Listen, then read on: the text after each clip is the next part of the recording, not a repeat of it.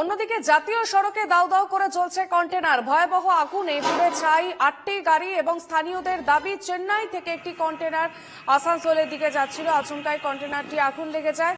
দমকলের 2টি ইঞ্জিনের চেষ্টায় আগুন নিয়ন্ত্রণে আসে বলে সম্ভব হয়েছে এবং ঘটনা ঘিরে এলাকায় ব্যাপক চাঞ্চল্য। টেলিফোন লাইনে রয়েছেন প্রতিনিধি ইন্দ্রজিৎ সাহু। ইন্দ্রজিৎ, সকাল থেকে কি পরিস্থিতি এলাকার?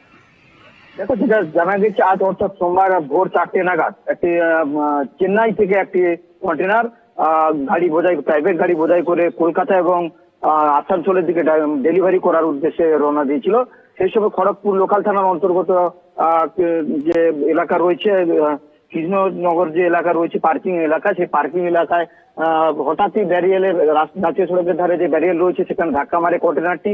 আর ধাক্কা মারার ফলে সংঘর্ষে যে ট্যাঙ্কার রয়েছে, যে ট্যাঙ্কারে পেট্রোল ট্যাঙ্কারে আগুন লেগে যায়। আগুন লেগে যাওয়ার ফলে পুরো ট্যাঙ্কারে আগুন লেগে যায়। পুরো ট্যাঙ্কার আগুন লেগে যাওয়ার কারণে পুরো ট্যাঙ্কার ক্ষতিগ্রস্ত হয়েছে। ঘটনার খবর পেয়ে খড়গপুর লোকাল থানার পুলিশ ঘটনাস্থলে আসে এবং খড়গপুর যে দমকল বাহিনী রয়েছে, দমকল বাহিনীর 2টি ইঞ্জিন ঘটনাস্থলে আসে। প্রায় 2 ঘন্টার প্রচেষ্টা আগুন নিয়ন্ত্রণে আনা সম্ভব হয়েছিল বলে জানা গিয়েছে। তবে পুলিশ সূত্রে যেটা জানা গিয়েছে, চালকের নিদ্রা চলে আসার কারণে নিয়ন্ত্রণ হারিয়ে এই দুর্ঘটনা ঘটেছে। তবে এই ঘটনায় 8টি প্রাইভেট কার ক্ষতিগ্রস্ত হয়েছে, যেগুলো ডেলিভারি দেওয়ার কথা ছিল সেগুলো ক্ষতিগ্রস্ত হয়েছে বলে জানা গেছে। ইতিমধ্যে ঘটনাস্থলে পুলিশ রয়েছে এবং ঘটনার তদন্ত শুরু করেছে বলে জানা গেছে। পুরো এলাকা জুড়ে তীব্র চাঞ্চল্য ছড়িয়েছে।